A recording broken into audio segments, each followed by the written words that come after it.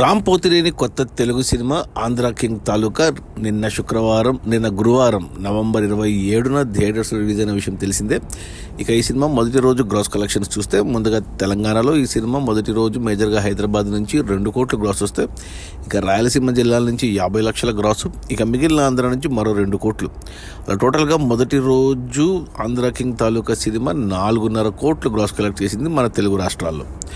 ఇక ఆ తర్వాత కర్ణాటక నుంచి మరో 50 లక్షల గ్రాసు, ఇక ఓవర్సీస్ మేజర్గా నార్త్ అమెరికా నుంచి 2.5 కోట్లు. టోటల్గా మొదటి రోజు ఆంధ్ర కింగ్ తాలూకా సినిమా 7.5 కోట్లు గ్రాస్ కలెక్ట్ చేసింది. ఇక ఈ 7.5 కోట్ల గ్రాస్లో థియేటర్ల రెంట్లు, గవర్నమెంట్ ట్యాక్సులు, ఖర్చులన్నీ పోను డిస్ట్రిబ్యూటర్ షేర్ వచ్చేసి 4 కోట్లు ఉంది. ఈ సినిమా బడ్జెట్ 50 కోట్లు అయితే 27 కోట్లకి డిస్ట్రిబ్యూటర్లకు అమ్మారు.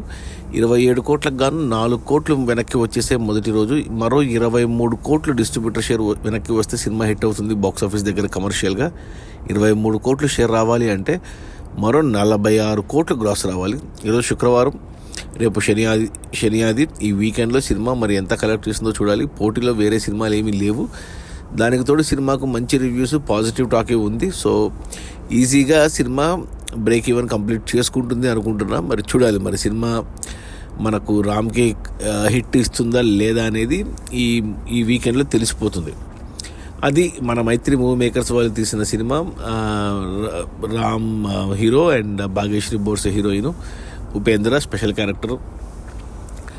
ఈ ఆంధ్ర కింగ్ తాలూకా రిలీజ్ అయిన మొదటి రోజు 7.5 కోట్ల గ్రాసు, అందులో డిస్ట్రిబ్యూటర్ షేర్ వచ్చేసి 4 కోట్లు. సినిమా బడ్జెట్ 50 కోట్లు, డిస్ట్రిబ్యూటర్లకు 27 కోట్లకు అమ్మారు.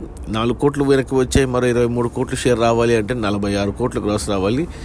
నాకు తెలిసి వచ్చేస్తాయి, సినిమా ఖచ్చితంగా హిట్ అవుతుంది. Okay, bye.